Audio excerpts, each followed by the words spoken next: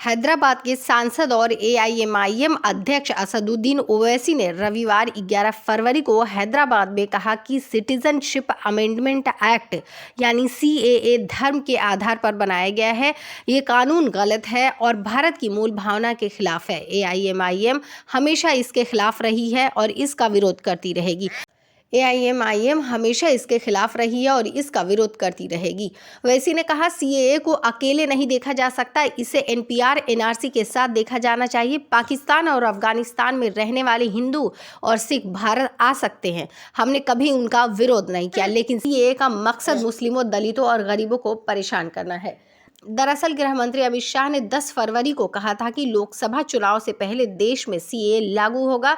गृह मंत्री ने कहा कि हमारे देश के अल्पसंख्यक समुदायों, खासतौर पर मुस्लिमों को उकसाया जा रहा है। सीएए किसी की सिटीजनशिप नहीं छीन सकता क्योंकि इसमें ऐसा कोई प्रावधान ही नहीं है।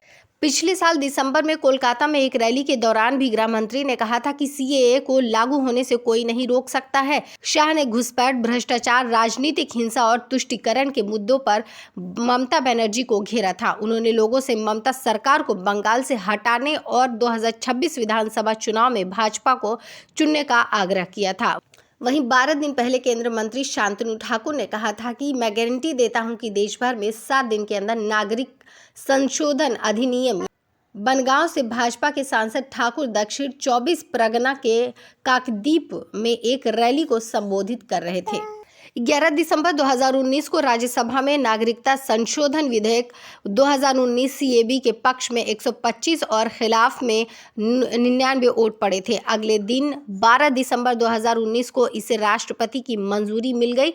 देश भर में भारी विरोध के बीच बिल दोनों सदनों से पास होने के बाद कानून की शक्ल ले चुका था। इसे गृह मंत्री अमित शाह ने 9 दिसंबर को लोकसभा में पेश किया था। 2016 में नागरिकता संशोधन विधेयक 2016 सीएए पेश किया गया था। इसमें 1955 के कानून में और कुछ बदलाव किया जाना था।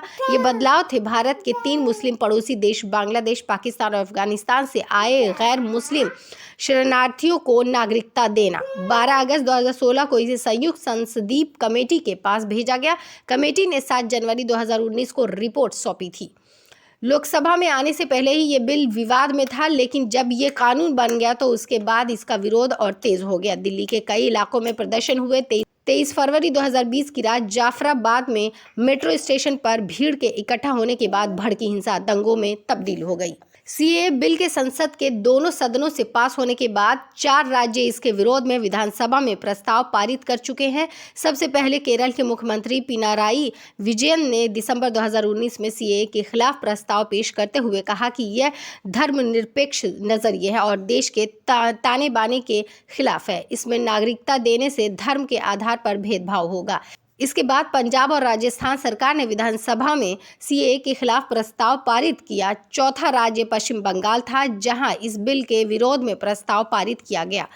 पश्चिम बंगाल की सीएम ने कहा था कि बंगाल में हम सीएए, एनपीआर और एनआरसी की अनुमति नहीं देंगे।